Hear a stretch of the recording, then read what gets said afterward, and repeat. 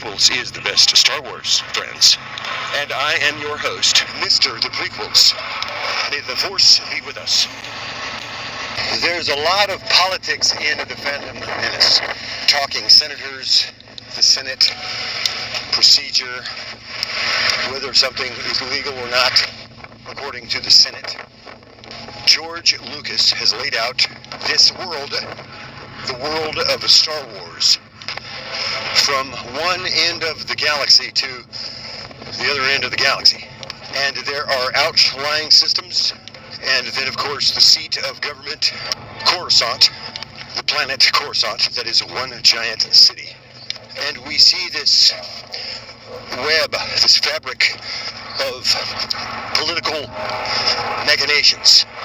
Elected representatives, elected rulers, queens, so to speak, the Supreme Chancellor, trade disputes, blockades, the Senate being bogged down in procedure, as we've said, the outline and formation of the body of the Republic, the Phantom Menace, written and directed by George Lucas, a masterful epic, a masterpiece, in fact. From the casting to the script, the story, lights, camera, audio, and so on, and hundreds, if not thousands, of staff, production staff, worldwide, working together to bring us this movie. Groundbreaking special effects that serve, these special effects that serve to bring us the story. And this story is the beginning of the Star Wars saga. Every story has a beginning. And then you have Watto, bringing in one of the characters here that we meet in the Phantom Menace, a businessman, a high roller, if you will. Watto is a parts dealer on Tatooine, in the spaceport where the Jedi and Queen Amidala and her group that is coming from leaving Naboo, as Naboo has been invaded by the droid army of the Trade Federation after the setting up this blockade around Naboo. And this comes from taxation of trade routes. Turmoil has engulfed the galaxy. And while the Senate endlessly debates this turn of events, the Supreme Chancellor has dispatched 2 Jedi Knights to intervene and negotiate a cessation of this invasion, blockade. Of course, it's not an invasion yet. And then the Jedi are finding themselves on Naboo through a series of events. And then, of course, they have, at this point, met Anakin on Tatooine, Anakin Skywalker. And in this pod race, where Qui-Gon, a very risky endeavor, places a bet on the pod race for Anakin to win, betting against Watto for Anakin's freedom. And Watto will then let Anakin go free. And then, of course, we see the Jedi mind trick. Qui-Gon's use of this mind trick.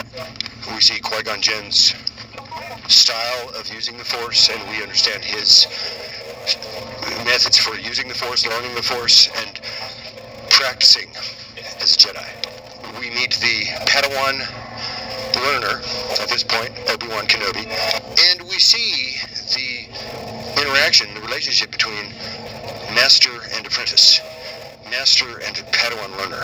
And then later we learn that through Darth Sidious, aka the Chancellor, aka Chancellor Palpatine, as he puts it to Anakin in Episode 3. Keeping in mind, we're talking about Episode 1. We're talking about the Phantom Menace. But in Episode 3, if you fast forward a little bit, then the Chancellor tells Anakin that the Jedi and the Sith are similar in almost every way, and including in their way of seeking to obtain greater power. quest for greater power, according to Chancellor Palpatine, aka Darth Sidious, in Episode 3. But now, in Episode 1, we're just being introduced to this whole world. The politics, this idea that there are planets and systems on the outer rim where the Republic has no say. For instance, the Republic's anti-slavery laws do not apply to the people living on Tatooine. And this comes as a surprise to Padme Amidala. So we see the differences and the ways of traversing this galaxy and the systems within the galaxy. It's a seat-of-your-pants adventure, a thrill ride. It's the story of three people, mainly Qui-Gon Jinn, the trainer, the master, the teacher, Obi-Wan Kenobi, the learner, the student, the Padawan, the young Padawan learner, and, of course, Anakin Skywalker, the slave. And also, with the midichlorian count, in his bloodstream, in Anakin's bloodstream, we learn the Force is strong with Anakin.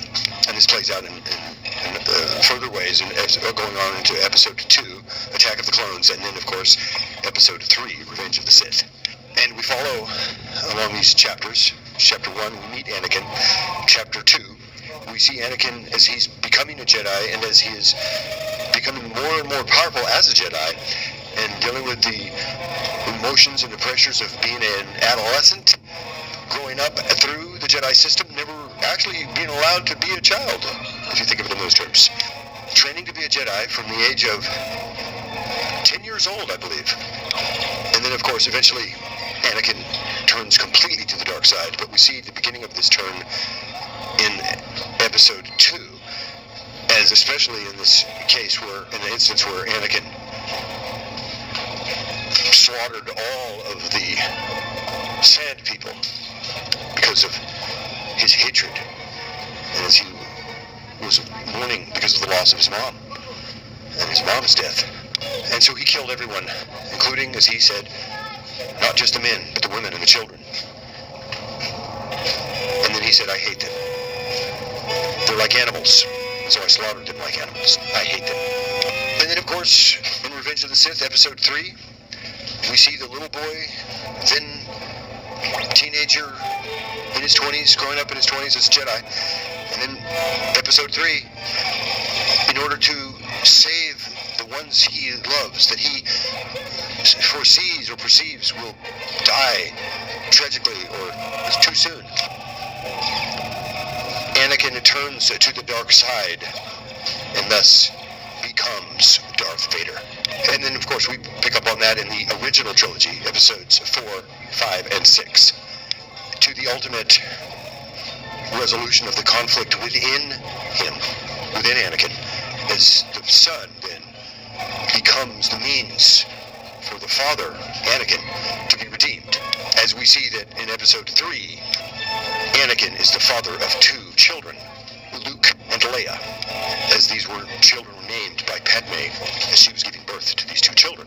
And you know, of course, Padme is secretly married to Anakin because the code of the Jedi forbids attachment in that sense of being married, especially.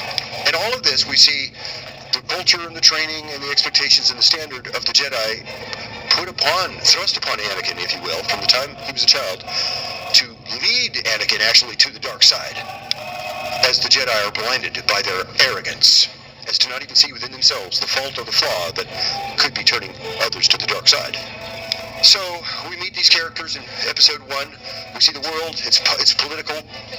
It's full of tech, high tech, machines designed for war, and the political maneuverings and manipulations behind the scenes that is the Phantom Menace. And of course we meet Jar Jar Binks, who's the funniest of all the characters we've ever had in any of these movies, one of the all-time classic film greats, Jar Jar Binks. And Jar Jar is the key, as you will see. But also, if you will be able to get Jar Jar, you will be able to get the Phantom Menace. The Phantom Menace is a seat-of-your-pants thriller, galaxy-spanning adventure. It takes place in space on a planet that is one entire city covering the entire planet, a planet that is lushly vegetated, covered with green trees and forests, as well as underwater cities and civilizations of beings that live underwater, these Gungans, so on. And then on to Tatooine, the desert planet, where we also encounter Darth Maul. And then, of course, Obi-Wan eventually stops Darth Maul and kills Darth Maul, as we see in this one. Darth Maul will later come back later in some of the other versions of the story. But we know then from the Phantom Menace that as then Darth Maul killed Qui-Gon, who is Obi-Wan's master, trainer, teacher, then Obi-Wan kills Darth Maul. And then there's a celebration in Naboo, they're the capital, the seat of their government, and they proclaim peace between the Gungans and the Naboo. And there we have The Phantom Menace by George Lucas, written and directed by George Lucas, an all-time epic masterpiece. And that's all the time we have for today. May the Force be with us, and we'll see you next time. Jar Jar is the key man. Jar Jar is the key man.